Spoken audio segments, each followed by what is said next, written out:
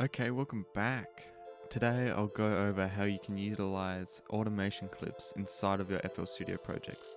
So let's get into it.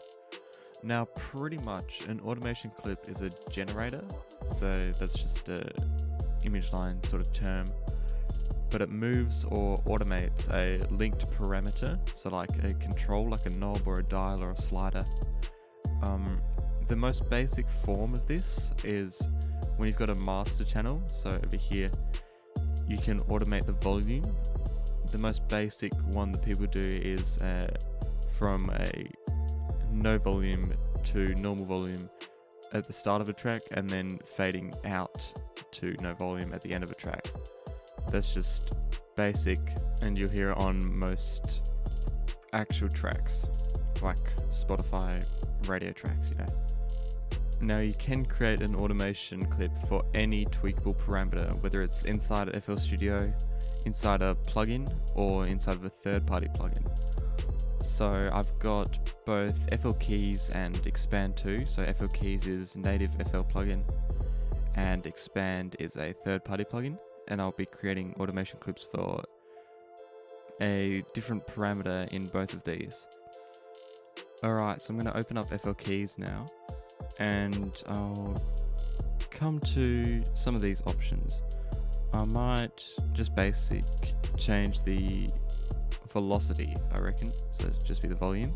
So I'll play the pattern now.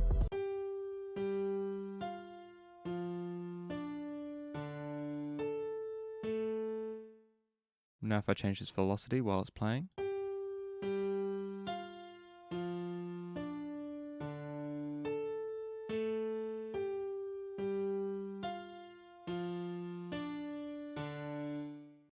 I don't actually think that's a good representation, because this seems to only affect when the next one hits. What I'm going to do, so you can automate it perfectly fine, but what I'll do, I reckon, I'll come here to this volume knob and I'll right click and hit create automation clip. Now this will fill up the entire project, so if I had a huge project it would go for the entire length, but this is just 4 bars. And then there we go, you can see the volume has a little automation clip here. I can do the same thing with any of these knobs, just right click and hit create automation clip and it'll create another one there. But I'll just do this channel volume now to show you. What I get is 2 points over here, and then this little thing in the middle called a tension point. So I can drag this up and down. Now it's not going to do anything because these points are equal. But if I move this down a little bit, this tension, if I move it up, shows how smooth this transition can be. I'm going to right click here, and I'm going to type in the value, and let's say I wanted it to be 1, actually I might just make it 1, so that'll be maximum, and then I'll make this down here, right click, type in value, 0.25, so that'll make it 25%. Then I can right click again and come to this mode. This tells the automation clip how to get from one point to another. So right now it's on single curve, which is just that tension going up and down. What I can do, I can make it wave maybe. I might just do wave. And so it's already changed a little bit, but if I drag this tension a bit, drag it up, it makes this. So because this point is 1, these waves will go to 1. So I'll just, because this is volume, just keep that in mind. I'll show you what this is like.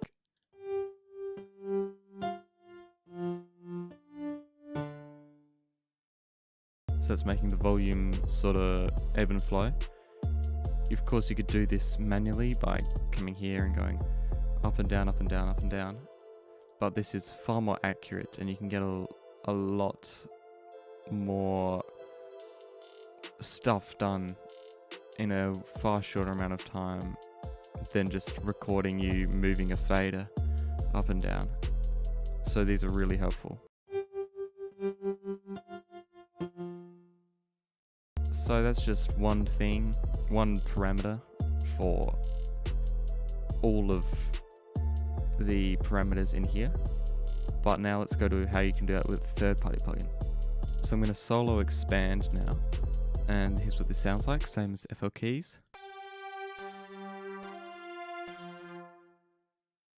Get rid of that automation clip, and I'm going to open up expand, and I might turn this down just so this is a bit more prominent, this first sound. I'm going to tweak this pan knob a little bit, just move it around, and I'll come up here to tools, last tweaked, create automation clip. So you can see here, part A pan, so it's registered that I've tweaked this, create automation clip, and here's another automation clip. So it starts at 61%, and then it goes to 61% because it hasn't been automated to go anywhere else. I'm going to type in 0.3, so 30% maybe, and then I'll make this 0.66, so 66%. What I'm going to do now, I'll change the mode as well.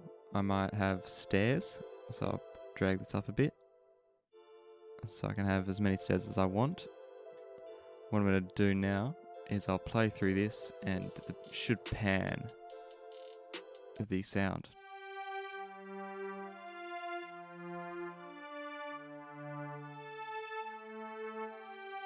So you can hear that going from your left ear to your right ear. So that's how you can link third-party plugins to automation clips.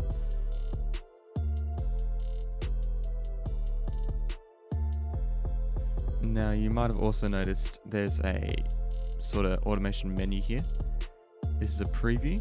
Now we can change the source channel. So over here we've got all of our automation clips here. What we can do, we could change this to the channel volume and it'll just swap out for that automation clip. Change the channel settings, we'll get to that in a second. Articulated tools, we can copy what this is, can paste an already copied one, flip vertically, scale levels, normalize levels, decimate points, filter, smooth up abrupt changes, channel point smooth, create sequence, analyze audio file, rename and color, change icon, make unique, select or similar clips, delete, and select region. Channel settings in here, I'll click on that, and through here, this is just articulated tools like we saw earlier. But we can also change the speed of an LFO. We can add an LFO.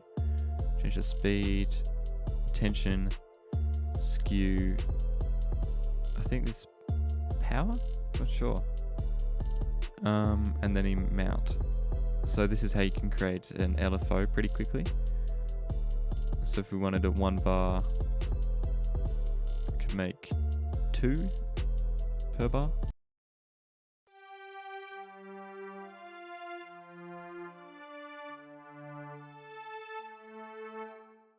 So that's pretty cool. So you can quickly make an LFO with an automation clip. But we did only go over 2 parameters inside of FL Studio plugins and sounds. There is an unlimited amount of parameters. You can pretty much automate everything in your track. It's pretty insane.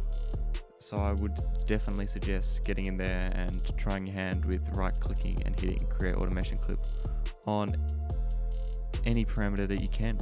So that was about it. Hope you learned something. Hope you enjoyed. Make sure to like, subscribe, and I'll catch you later.